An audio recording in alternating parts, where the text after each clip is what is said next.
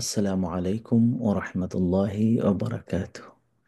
সম্মানিত ভাই বোনেরা, যারা কাছ থেকে অথবা দূর থেকে কিংবা বিভিন্ন মিডিয়ার মাধ্যমে আমাদের এই প্রোগ্রাম দেখছেন, আল্লাহ তালার কাছে আমরা দোয়া করে নিই যে আল্লাহ তাআলা যেন আমাদের প্রতিটা মুহূর্তকে কবুল করেন। রমাদানের এই সময়টাকে তিনি আমাদের নাজাতের ওসিলা বানিয়ে দেন এবং এখানে যে যতটুকু শিক্ষার থাকে সেটা যেন আমরা গ্রহণ করতে পারি, আর সে অনুযায়ী যেন আমরা আমল করতে পারি। আমাদের আজকের একটি আয়াত ও কিছু ভাবনা, এই শিরোনামে রমাদানের আজকে দশম পর্ব। আমরা সূরা আল কাসাসের 26 নম্বর আয়াত নিয়ে আমরা একটু ভাবনা, চিন্তা, গবেষণা এবং বোঝার চেষ্টা করব ইনশাআল্লাহ। আল্লাহ তাআলা এখানে আহ, যে বিষয়টাকে এখানে হাইলাইট করেছেন এবং আমরা যে বিষয়টাকে আজকে একটু চিন্তা করব, সেটা হলো এক মহিলার কথা। কোরআনে উম, মানে অনেক পুরুষের কথা উল্লেখ করেছেন, শয়তানের কথাও আছে, ফেরাউন কি বলতো তাও আছে, কারুন কি বলছে সে কথাও আছে। কিন্তু এক মহিলার কথা আছে যেটাকে আল্লাহ তাআলা হাইলাইট করেছেন, সম্মানিত করেছেন। আহ, কেয়ামত পর্যন্ত আসা মানব মানব কর্ম, মানব মানব ধারা এবং মানুষের পরম্পরার মধ্যে এই দৃষ্টিভঙ্গিটাকে ঢুকাই দিয়েছেন, যেটা মানুষের জন্য লাগবে।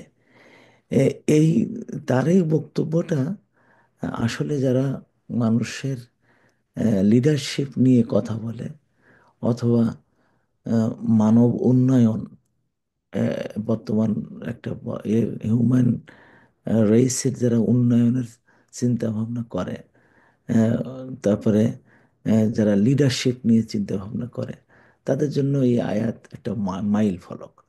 আল্লাহ তাআলা এক মহিলার কণ্ঠে এই কথাটা তুলে নিয়ে আসছেন এবং এটা আহ, আরশের গায়ে লেখা হয়েছে, কোরআন হিসাবে পঠিত হচ্ছে, হবে এবং কেয়ামত পর্যন্ত এটা মানুষ জানবে। সেখানে আল্লাহ তাআলা বলছেন, আউযু বিল্লাহি মিনাশ শাইতানির রাজিম, ইয়া আবাস ইয়া আবাতিস্তাজিরহু, ইয়া আবাতিস্তাজিরহু ইন্না খায়রা মান ইস্তাজারতা আল কাউইয়ুল আমিন। ইয়া আবাতিস্তাজিরহু ইন্না খায়রা মান ইস্তাজারতা আল কাউইয়ুল আমিন। এই আয়াতটা মেয়েদের আহ, ভাষা, আহ, তা বোঝা যায়। মেয়েদের ভাষার মধ্যে ইমোশন থাকে এবং সেখানে পরামর্শ দিতে যে তাদের কথার মধ্যে আহ, যে দিকটা বেশি আসে সেটা হলো মানে কমান্ডের দিক।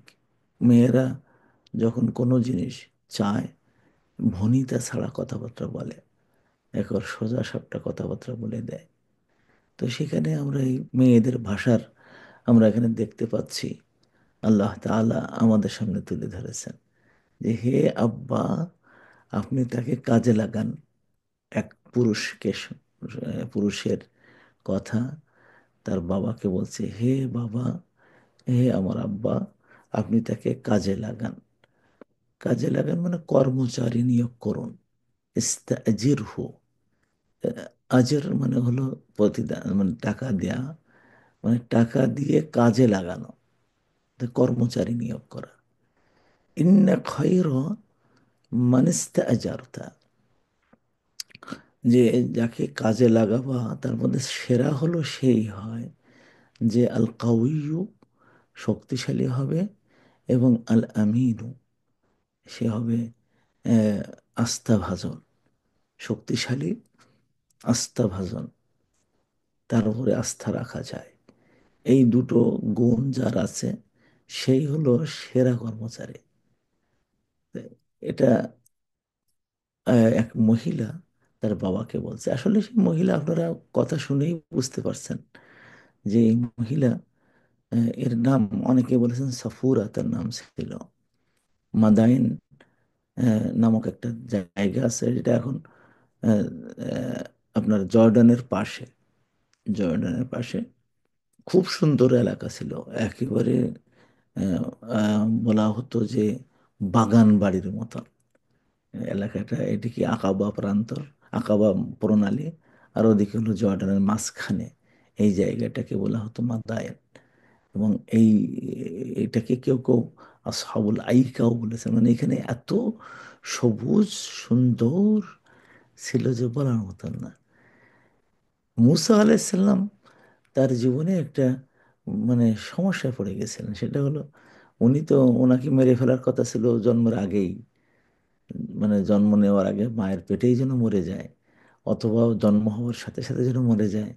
এটা ফেরাউন নিশ্চিত করেছিল। কারণ তিনি জানতে পারছেন, ফেরাউন জানতে পারছিল যে একটা ছোট বাচ্চা জন্ম নেবে 1 বছরের মধ্যে, তার হাতে তার শাসন নষ্ট হবে। তো ওই বছরে যত বাচ্চা হয় সবাইকে মেরে ফেলে, মনে করে যে মুসা বোধহয় ওই সেই ছেলে, বোধহয় সেই। কিন্তু মুসাকে মারতে পারেনি। মুসাকে তার ফেরাউনের বাড়িতেই একেবারে দুধে ভাতে ফেরাউনের কোলেই আল্লাহ তালা মানুষ করান। এর নাম ছিল মুসা আলাইহিসসালাম। উনি একদিন বাইরে আসছেন, এসে দেখে, উনি এমনি বনি ইসরায়েলের লোক ছিলেন, আর ফেরাউন ছিল তো কিপ্তি, ইজিপশিয়ান। তো একদিন দেখে যে তার নিজের গোত্রের লোক একজন আর কিপ্তি একজন মারামারি করতেছে। তো ওই সেখানে সে কিপ্তিকে একটা চড় মারে, এক চড়ে মরে যায়। তো ওটা বোঝা যায় যে চড়াই তো আর মানুষ মরে না, ওটা আল্লাহ তালা করাইছেন। উনি তো ভয় পেয়ে গেলেন, এবং সিদ্ধান্ত হয়ে গেল মুসাকে পাওয়া মাত্রই শেষ করে ফেলবা, ওখানে হত্যা করবা। উনি পালাই চলে আসছিলেন মাদায়েনে। মাদায়েনে এসে ওখানে পালাই যখন আসলেন, তখন এসে দেখলেন যে মানে কেউ তারা চেনে না, তিনি কাউকে চেনেন না। একটা জায়গায় একটা কূপ দেখতে পেলেন। সেই কূপের সেখানে দুটো মেয়ে বসে আছে, আর অনেকগুলো পুরুষ মানুষ এসে, রাখাল, তাদের ছাগলের পানি পান করে তারা চলে যাচ্ছে, মেয়েরা বসে আছে।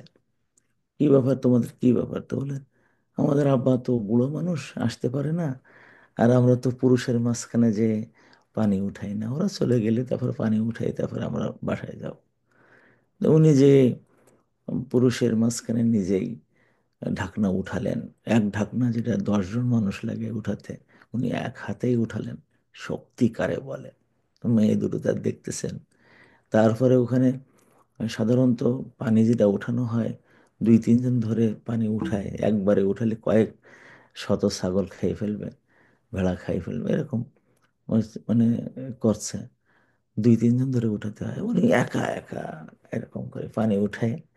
মেয়েদেরকে বলছে, তোমাদের ছাগল নিয়ে আসো, ভেড়া নিয়ে আসো, খাওয়াই দিয়ে। তখন ও রাখালরা দেখতেছে ভিনদেশী একটা মানুষ, মহিলারাও দেখছে ভিনদেশী একটা মানুষ। তারপরে মহিলারা চলে গেল।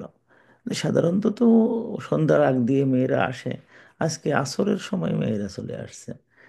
ওর বাবা দেখে বলে, কি ব্যাপার এত আগে আসছো? তো ঘটনা সব খুলে বললো। তাহলে এই যুবককে তুমি কিছু করোনি? তাকে কিছু টাকা পয়সা দিছো তো না? তা খাওয়া দাওয়া দিছো তো না? তো কিরকম? হ্যাঁ, একেবারে কিছু না দিয়ে, যাও ওকে নিয়ে এসো, ডেকে নিয়ে এসো। এখন ডেকে নিয়ে আসতে যেয়ে তো দুই মেয়ে, এখন আসবে কি করে? ছাগল টাগলও দেখি দেখাশোনা করা, আবার বাবাকেও দেখাশোনা করা। তো একজন আসছে, তার নাম ছিল সফরা। এসে তারপরে মানে যুবককে ডাকছে যে, এই যুবক, আপনাকে আমার বাবা ডাকছেন। তো আচ্ছা। তো যখন চলতেছে তখন যুবকটা সামনে যাচ্ছিল, যুবকটা যাচ্ছিল পিছনে। আমাকে অনুসরণ করেন, আমি আপনাকে আমার বাসায় নিয়ে যাচ্ছি। যুবক দেখলেন যে সামনে একটা অনিন্দ সুন্দরী মেয়ে হেঁটে যাচ্ছে। তো ওটা পুরুষের যেটা সাধারণত হয়, মেয়েদের দৈহিক সৌন্দর্য তো আছে, সামনে একটা মেয়ে যাচ্ছে, মনের মধ্যে কিছু একটা আসে। উনি বললেন যে, বোন, আপনি আমার পিছন দিয়ে হাঁটেন না, আর আমি কোন দিকে যাবো শুধু মুখ দিয়ে বলেন, আপনি আমার সামনে হাঁটেন না, কারণ কি? তো লজ্জায় কিছু বললেন না, যে না, আমার একটু সমস্যা আছে। তো মেয়েরা সাধারণত বোঝে, ও লেখাপড়া লাগে না, সব মেয়েরা এটা বুঝতে পারে যে বিষয়টা কি হয়েছে। তো এটা তার কাছে দাগ কেটেছে। এরপরে বাসায় আসলো, এসে শুআয়ব আলাইসাল্লাম শুনলেন সব কথা। কি ব্যাপার, আপনি ওখানে আমার মেয়েদের কিছু উপকার করলেন, আসেন বসেন খান, তোমার কি সমস্যা? তো সমস্যাগুলো সব বললেন। তো তখন বললেন যে বাঁচিয়ে গেছো, তুমি বেঁচে গেছো, তোমার আর কোনো সমস্যা নেই, তোমাকে আমি দেখাশুনো করব। এরপরে যে ওনার মোটামুটি থাকার একটা ব্যবস্থা হলো, খাওয়া দাওয়ার ব্যবস্থা হলো। এখন উনি ওখানে থাকবেন কিসের ভিত্তিতে? দুটো একেবারে বয়স্থা মেয়ে রয়েছে, যাদের সাথে প্রত্যেক দিন ইন্টারাকশন হবে। বুড়ো লোকটা খুবই আল্লাহওয়ালা মানুষ। পুরুষটা থাকার তো সুযোগ পাইছে, পুরুষের মনের মধ্যে এটা খুব বেশি আসে না, থাকার জায়গা পাইছে আর কি। কিন্তু মেয়েদের মধ্যে তড়ফানো শুরু হয়েছে যে হাই হাই করবো কি, প্রাইভেসি থাকবে না। তখন মেয়ে বলতেছে, ইয়া আবা তিস্তাজিরহু, ও আব্বা আপনি তাকে কর্মচারী হিসেবে রাখেন। কারণ ইন্না খায়রা মান ইস্তাআজারতা, যাকে আপনি কর্মচারী হিসেবে রাখবেন সে হলো আল কাউইউল আমিন, সে শক্তিশালী হবে আর আস্থাশীল হবে। আর এর দিক দিয়ে এই লোকটার মধ্যে এই গুণ আছে। তো আহ, ওর আব্বা বুঝতে পারলেন যে এই মেয়েটা এই পুরুষের প্রতি ইমপ্রেসড হয়েছে, ইন্সপায়ার্ড হয়েছে। একে দেখে তার মনের মধ্যে ইনফ্যাচুয়েশন বা ভালোবাসার কিছুটা কিছু কিছু না কিছু জন্ম নিতেও পারে। এটা উনি লক্ষ্য করলেন। লক্ষ্য করার পরে উনি বিয়ের চিন্তা করলেন। দেখলেন যে না, একজন মেয়ে তো পুরুষের যে যে দুটো গুণ দেখতে পেয়েছে, দুটো গুণই মানে দুর্বলতা জন্ম দেয়। উনি তখন বললেন যে আমার দুটো মেয়ে আছে, এই দুটো মেয়ের একজন মেয়েকে তুমি বিয়ে করো। বিয়ে করে তুমি আমার বাসায় থাকো, 8 বছর থাকার একটা এটা তো মোহর হিসেবে ধরো, তোমার তো টাকা পয়সা তো নাই। আর 2 বছর যদি আমি বুড়ো মানুষ দেখে যদি সময় দাও, অসুবিধা নেই, থাকতে পারো। এইটাই হলো তোমার মহারণা। দিয়ে এই দুটো মেয়ের একটা করে বিয়ে করো। উনি দেখলেন যে আমি যদি এই মেয়েটারে বলি, তাহলে এখানে ভুল বোঝাবুঝি আসতে পারে ওই আরেকটা মেয়ে তার মধ্যেও এবং এই পুরুষের মধ্যেও, যে এই মেয়েটা আমার এই কথা বলছে তাহলে কি সে দুর্বল ছিল? আরেকটা মেয়ে আছে, সে বলে দেখছো আমার বোন প্রেমে পড়েছে। এই জন্য তিনি বললেন দুটো মেয়ের এক মেয়েকে তুমি বিয়ে করো। তখন যে মুসা আলাহিসাল্লাম এই যে মেয়েটা এই কথা বলছিল তাকে বিয়ে করার প্রস্তাব দিলেন। শুআয়ব তাকে বিয়ে করাই দিলেন। তাহলে ওখানে আরেকটা মেয়ে ছিল, তার মনের মধ্যে কোনো কিছু আসলো না। এইটা হলো মুসা আলাহিসাল্লামের আহ, বৈশিষ্ট্য। একটা হলো কওয়ি, তিনি খুবই শক্তিশালী। একটা হলো আমিন, তিনি বিশ্বস্ত। এই বিশ্বস্ত, আস্থাশীলতা, এটার পরিচয় কিন্তু মানে 2-3 ভাবে হয়ে গেল। আমাদের এখানে আলোচনার বিষয় মুসা আলাহিসাল্লামের জীবনী বর্ণনা করা না, অথবা আলোচনার বিষয় এটা না যে এই মেয়েটা বলল কি। আলোচনার বিষয় হলো দায়িত্ব দিতে গেলে, সে সংসারের হোক, সমাজের হোক, রাষ্ট্রের হোক, যে কোনো দায়িত্ব দিতে গেলে যে বিষয়টা দরকার সেটা হলো এখানে ফুটে উঠেছে। মানব সম্পদ উন্নয়নের ক্ষেত্রে হিউম্যান রিসোর্সকে আপনি যদি উন্নয়ন করতে চান, তাহলে এই দুটো গুণ আপনার অবশ্যই অবশ্যই থাকবে, অবশ্যই অবশ্যই লাগবে। যখন কোরআনে 3টি অনুষঙ্গ আসছে এরকম, যে দায়িত্ব, যাদেরকে যাদের উপর আস্থা রাখা যায় এরকম দায়িত্ব। একটা হলো মুসা আলাহিসাল্লামের এই ক্ষেত্রে এক মহিলা তার কথা বলে দিয়েছেন যে মেয়েদের দৃষ্টিতে একজন মানুষের আস্থা রাখতে গেলে কি করতে হয়। আরেকটা হলো পুরুষের দৃষ্টিতে অমুসলিম সমাজে নিজে যদি দায়িত্ব নিতে চায়, কোন কোন গুণ দিয়ে অমুসলিম সমাজে তিনি দাঁড়াতে পারেন। সেটা ইউসুফ আলাইসাল্লাম মানে মিশরের রাজার কাছে তিনি বলেছিলেন, যখন ইউসুফ আলাইসাল্লামের প্রতি রাজা এত খুশি হয়ে গেল যে একে দিয়ে বোধহয় দেশ চালানো যাবে, বলে দিলেন যে তুমি আজ থেকে আমার কাছে খুবই সুন্দর জায়গা এবং সম্মানের জায়গায় তুমি থাকবা। তো তখন উনি বলছেন, যদি আপনি চানই আমাকে আপনার কাছে রাখতে এবং যে সম্মান আপনি দিতে চাচ্ছেন সেই সম্মান যদি আপনি দিতে চান, তাহলে আহ, মানে আমার মধ্যে এই দুটো গুণ আছে। একটা হলো হেফাজত করার যোগ্যতা, শক্তি, আর একটা হলো আলিম এলেম এবং আমানাত। এই দুটো আমার মধ্যে রয়েছে। এই এমন দুটো যোগ্যতা আমার মধ্যে আছে, একটা হলো আমানাত, আর একটা হলো জ্ঞান এবং জ্ঞানের শক্তি। এটা আমার মধ্যে রয়েছে। আপনি আমাকে ট্রেজারির দায়িত্ব দিতে পারেন, দেশ পরিচালনার সবচেয়ে শক্তিশালী জায়গা, সবচেয়ে গুরুত্বপূর্ণ জায়গা, যেটা সামনে আরো 14টা বছর আসবে মিশরের জন্য খুবই গুরুত্বপূর্ণ। তো এই 14 বছরে আমার মধ্যে শক্তিও আছে, জ্ঞানের শক্তি, কাজের শক্তি, এবং আমার মধ্যে আমানত আছে। তাহলে এটা ইসুফ আল্লাহ সাল্লামের বক্তব্যই, শব্দ দুটো প্রায় কাছাকাছি, কিন্তু ওই দুটো শব্দই তিনি বললেন। এবং আল্লাহ তাআলা নিজেই যদি জ্ঞানের শক্তি পৃথিবীতে দেখাতে হয়, যে কোনো জ্ঞানী লোক দিলে, এম এ পাশ করা লোক দিয়ে শুধু হবে না। শুধু এম এ পাশ করেছে জ্ঞান, আবার মানে বিরাট জ্ঞান শক্তির অধিকারী একজন মানুষ 10জন মানুষকে খুন করতে পারে না।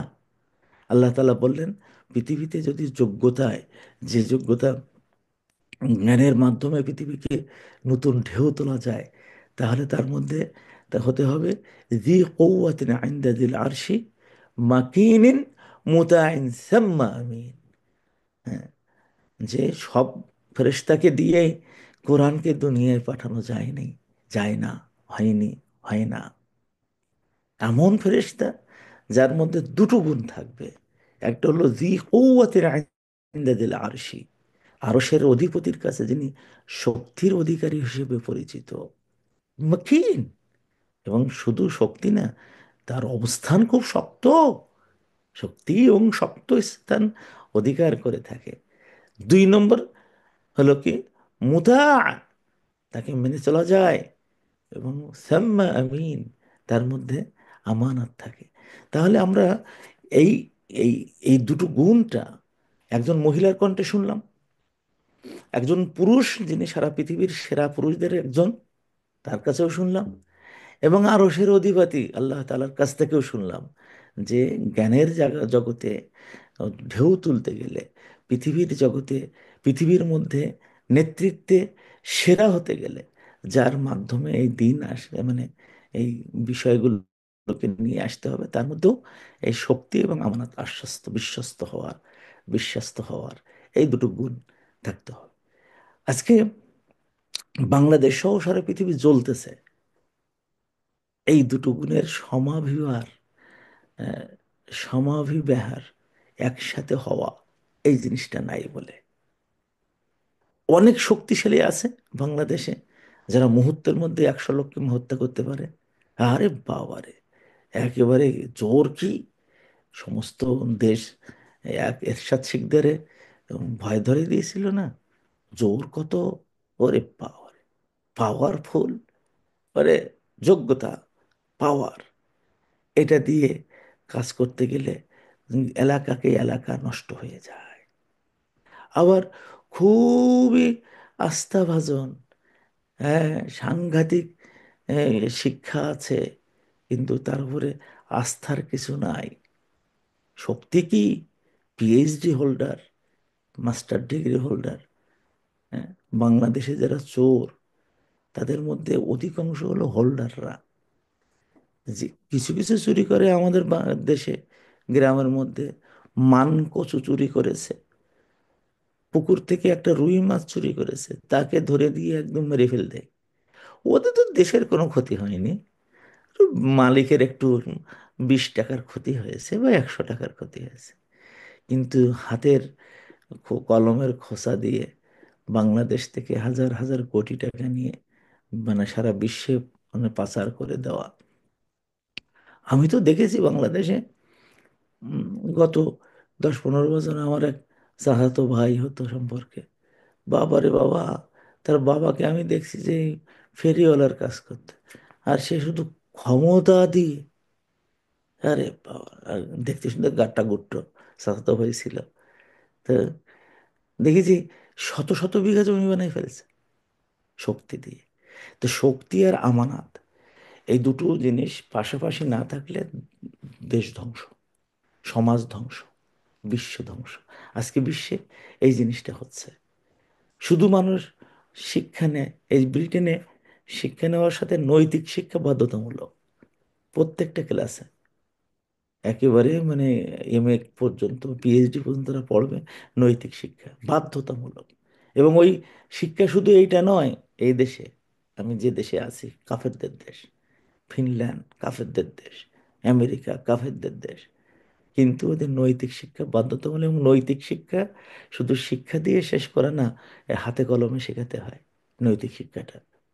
তাজ্জব, আমি ক্লাসে যখন আমরা নৈতিক শিক্ষা শেখাতাম, আমাদের যারা মেন্টর আসতো, ইনভেস্টে, মানে যারা ইন্সপেক্টর আসতো, তারা আমার ক্লাসে নৈতিক শিক্ষা হচ্ছে কিনা পড়ানো দিয়ে বুঝতো না। ওরা ঘুরে ঘুরে দেখতো যে ব্যবহার কেমন, কথার আচরণ কেমন, ওগুলো দেখে তারপরে রিপোর্ট দিত, না এই ক্লাসের নৈতিকতা ভালো না। চিন্তা করে দেখেছেন?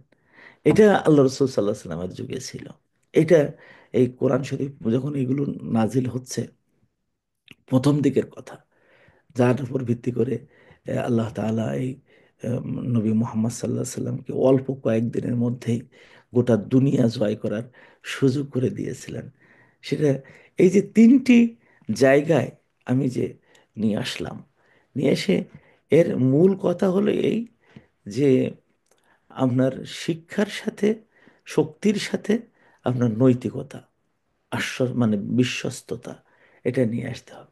আপনারা জানেন, এটা শুধুমাত্র মানুষের মাঝে না, আরো যে মানে সৃষ্টি আছে তাদের মাঝখানেও। আমরা তো দেখলাম ফেরেশতাদের মাঝখানে আল্লাহ তাআলা জিবরিলকে এই মানে এই গুণে গুণান্বিত করলেন, শক্তি আর বিশ্বস্ততা।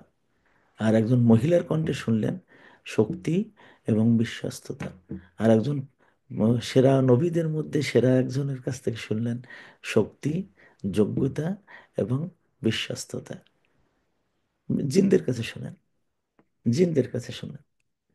একবার সুলাইমান আলাইহিসসালাম চাইলেন যে এক মহিলা, সে মহিলা তখনকার সময়ে সবচেয়ে বিদুষী, সবচেয়ে বড় রাজনীতিবিদ এবং সবচেয়ে সুন্দর রাষ্ট্রের অধিপতি, সাবার, সেবা বলা হয় ইংলিশে, আর আমরা বলি সাবা, সাবার রানী এমানে। এবং অত অত বড় সভ্যতা, ওই শুধু ওই সভ্যতাকে কেন্দ্র করে আল্লাহ তাআলা দুটো সূরা নাযিল করছেন। সাবার সভ্যতা, সূরা সাবা আর সূরা নামল। এই দুটো আপনারা পড়ে দেখবেন যে একটা মহিলা কিভাবে একটা সভ্যতার জন্ম দিয়েছিল। একজন মহিলা, তাকে দাওয়াত দিলেন দিনের, দিনের প্রতি। এই সুলাইমান আলাইহিস সালাম, সে সে দাওয়াতের পদ্ধতি নিয়ে আজকে আলোচনা করার দরকার নেই, ওই গল্প আপনারা জানেন। শুধু ওনাকে ইমপ্রেস করার জন্য, এই মহিলাটাকে যাতে দিনের পথে খুব সহজে আসে, এক কথায় এসে যায়, সেজন্য উনি চাইলেন যে যখন উনি রওনা দিয়ে অর্ধেক দূরের মানে খুব কাছাকাছি এসে গেছেন, উনি থাকতেন ইয়ামানে মহিলা, আর এ, সুলাইমান থাকতেন প্যালেস্টাইনে। তো দূর কিন্তু অনেক দূর।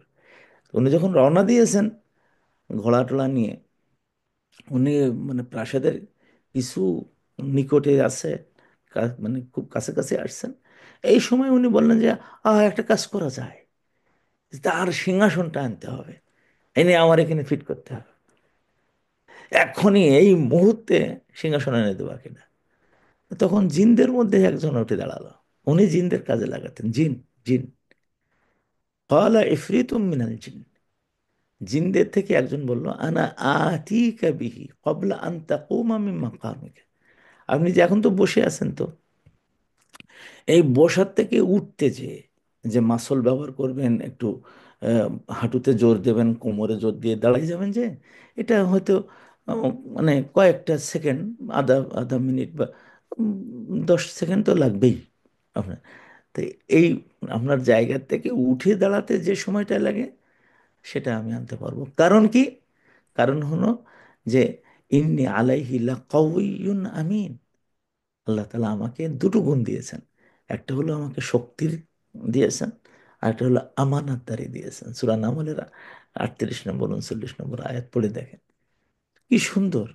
তাহলে আর শুধুমাত্র মানুষ শুধু না, ফেরেশতাদের মধ্যে, জিন জাতের মধ্যে, হ্যাঁ, সেই পরম্পরায়, ওই সেই সুলাইমান, মুসা আলাহিসাল্লামের যুগে, মুসা আলাহিসাল্লামের আগের তার মানে পিতা পিতামহ তারও আগে ইউসুফ আলাইসাল্লামের মধ্যে, এই নবীদের মধ্যে, এই যুগে যুগে যুগে, এবং আমাদের নবী মোহাম্মদ সাল্লাহ সাল্লাম পর্যন্ত মানব সম্পদ উন্নয়নের মূল কাঠি হলো এই দুটো জিনিসের উপরে। শুধু মানে জ্ঞান আর বিশ্বস্ততা, তার দিয়ে কোনো কাজ করা যাবে না এরকম দরকার নাই। এজন্য হযরত ওমর রাদিয়াল্লাহু তাআলা আনহু, মানে উনি মাঝে মাঝে উনি আহ, ভালো ভালো কিছু কথা বলে গেছেন। তার মধ্যে উনি একটা কথা মানে খুব সুন্দর করে বলছেন, এটা কিন্তু আসলে আজ পর্যন্ত সকল মানুষের মাথায় রাখা দরকার। সেটা হলো এই, যে তিনি বলতেন যে আমি সব সময় ভয় করি। কিসের ভয় করি? জালাদ, একজন মানুষের শক্তির ভয় করি। হ্যাঁ, আবার শুধু শক্তি আছে সেইটার আমার শুধু ভয় হয়। তো আমি শুধু শক্তি দিয়ে দুনিয়া চালাবো না, তার সাথে বিশ্বস্ততা, সেকা, যার উপর আশ্বস্ত থাকা যায়, বিশ্বাস করা যায়, এই গুণটাও আমার দরকার। যে শুধু যোগ্যতার অধিকারী, তার থেকে আমি যেমন ভাবে দূরে থাকবো। আবার আজজু থেকা, যার উপরে আস্থা অর্জন করা যায়, কিন্তু টিংটিঙে টিংটিঙে, নড়তে পারে না, চড়তে পারে না, কথা বলতে পারে না, কথার দ্বারাই লিডারশিপ নাই, আবার আল্লাহওয়ালা, থেকা, সুন্দর, কি আল্লাহওয়ালা রে, নড়তে পারে না, আমি এটাও পছন্দ করি না। এজন্য আল্লাহ রসুল বলতেন, আল মুমিনুল কওয়ি আহাব্বু ইলাল্লাহ মিনাল মুমিনিদ দাঈফ। ইমানদার হয়েছে আবার শক্তিশালী হয়েছে, এই দুটো গুণ আল্লাহর কাছে এত প্রিয় যা বলার মতো না। এর দুর্বল ইমানদার, ইমান আছে বটে কিন্তু তার দুর্বল টিংটিঙে, তার সে শক্তিশালী ইমানদারের মূল ও ফিকুল্লি হিমা খায়ের, আল্লাহ রসুল বলছেন দুইজনের মধ্যে কল্যাণ আছে। তোমরা আবার মনে করো যে পিছিয়ে মানুষ, আল্লাহওয়ালা মানুষ, টিং টিঙে, তা আল্লাহ রসুল তাকে মানে আন্ডারমাইন করেছেন না, আন্ডারমাইন করেননি। তার যোগ্যতা আছে, সে ভালো মানুষ, কিন্তু তাকে দিয়ে রাষ্ট্র চালানো যাবে না, দুনিয়া চালানো যাবে না। আজকে এই চিন্তাটা যদি আমাদের বাংলাদেশের শিক্ষা ব্যবস্থার মধ্যে দেওয়া যায়, যে শক্তিশালী হয়ে উঠতে হবে। আমরা যখন মালয়েশিয়া পড়তাম, তো দেখ আন্ডার গ্রাজুয়েট, আমি তো পোস্ট গ্রাজুয়েশনে, আন্ডার গ্রাজুয়েশনে যারা, তারা প্রত্যেকের শরীর চর্চা, তাইকন্ডো, মেয়েদের বাধ্যতামূলক তাইকন্ডো শিখতে হতো, বাধ্যতামূলক। আমাদের দেশে তো একটা মেয়েকে ধরলার অন্য বেহুশ হয়ে গেলে যা ইচ্ছাই করো। আমার মাঝে মাঝে বলে, আমার দেহ ফেলে তুমি মন পাবি না, পাগলামি কথা। আরে না, যুদ্ধ করতে হয়। হযরত সাফিয়া রাদিয়াল্লাহু তাআলা আনহা, আল্লাহ রসুলের ফুফু, উনাকে, উনি দেখলেন যে আল্লাহ রসুল একটা তাঁবুর দায়িত্ব দিয়ে গেছিলেন এক পুরুষকে, যে তুমি এটা দেখাশুনো করো, যদি ইহুদিরা আঘাত করে তো তার প্রত্যাঘাত এখান থেকে করো। যখন দেখলো যে পুরুষটা ভয় পেয়ে গেছে, সফিয়া নিজে আসলেন তরবারি হাতে নিয়ে, কয়েকজনকে হত্যা করলেন। আর এবার মেয়েদের এখানে আসবি, হ্যাঁ এবার এইরকম মুসলমানদেরকে গড়ে তুলতে এইভাবে, মরে যাব মরার আগে, আরে মাহারে মরে গেলাম, বেহুশ হয়ে গেলাম, নো। আল কাউইউল আমিন, শক্তিশালী হতে হবে, বিশ্বস্ততা, দেশ পরিচালনার জন্য, মানব শক্তি উন্নয়নের জন্য, এই দুটো অত্যন্ত বাধ্যতামূলক। এ আমাদের বাংলাদেশের স্বাধীনতা আসলো, আসার পরেও বই লিখতে হবে, জ্ঞান দিতে হবে, সেখানে এই ইমানদার লোক না থাকলে কি এই জিনিসগুলো আসবে? রাখাল রাহা দিয়ে বই লিখেছেন, যার মধ্যে নেই ইমান, না আছে যোগ্যতা। মানে দেশ নষ্ট করার মতন একেবারে সব এলিমেন্ট দেশে ভর্তি হয়ে রয়েছে। মুসলমান দেশগুলোতে শিক্ষা ব্যবস্থার মধ্যে ওইটা, যারা ভালো তারা এমন দুর্বল, যাদের দিয়ে দেশ চালানো যাবে না। খালি ভালো সাল্লাল্লাহ গাইতে পারে, আলহামদুলিল্লাহ সাল্লাল্লাহ গাওয়া ভালো, কিন্তু শুধু ওইটা দিয়ে দেশ চালানো যাবে না। আমাদের এক বন্ধু একবার আমার সাথে বলছিলেন যে আব্দুল সালাম, আমার কিভাবে মনে হয় জানো, তো কি, এই তোমরা যারা মৌলানা মানুষ, তোমাদের আলে খাটো তোমরা, তোমরা বলেন কি আপনি, তাহলে দেশ চালানোর যোগ্যতা তোমাদের নেই। তা আমার মনে হয় এই যত বিজনেস ম্যানেজমেন্ট তোমাদেরকে আমি শেখাবো, খালি শেখাবো তোমাদেরকে, ম্যানেজমেন্ট শেখাবো খালি, কারণ তোমাদের মধ্যে ইমান টু ইটম্বর। আর এই যে জেনারেল শিক্ষিত, ওদেরকে দিন শেখাবো খালি, দিন শেখ, তা তো তোমাদের নৈতিকতা শেখ, দেখবে বাংলাদেশটা সুন্দর হয়ে উঠবে। এখন এই যে জায়গাটা, আজকের এই আয়াতটা, এটা যে কত গুরুত্বপূর্ণ এটা আপনারা মনে করেন না যেন যে এটা খুব ছোটোখাটো কোনো কথা।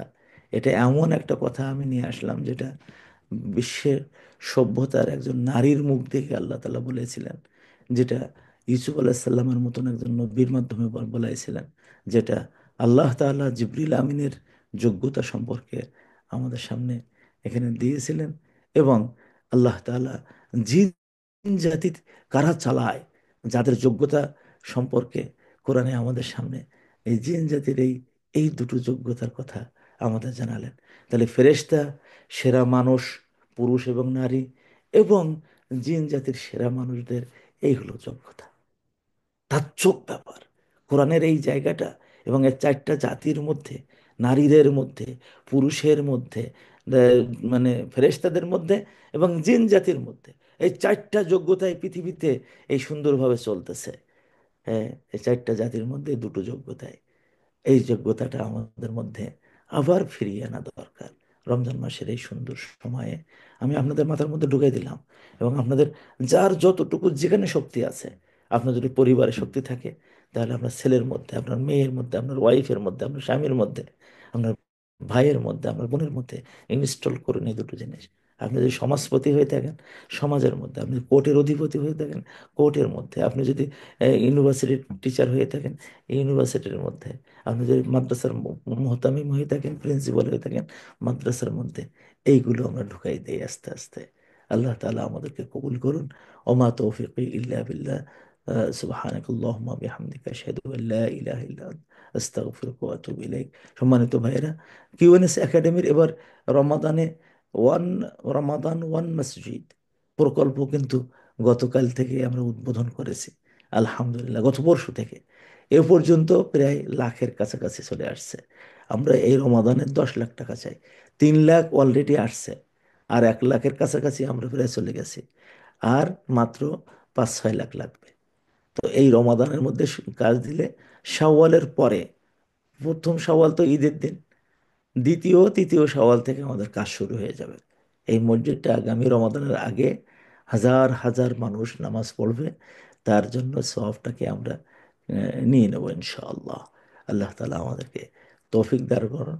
ওমা তৌফিকি ইল্লা বিল্লাহ। আসসালামু আলাইকুম ওয়া রাহমাতুল্লাহি ওয়া বারাকাতুহু।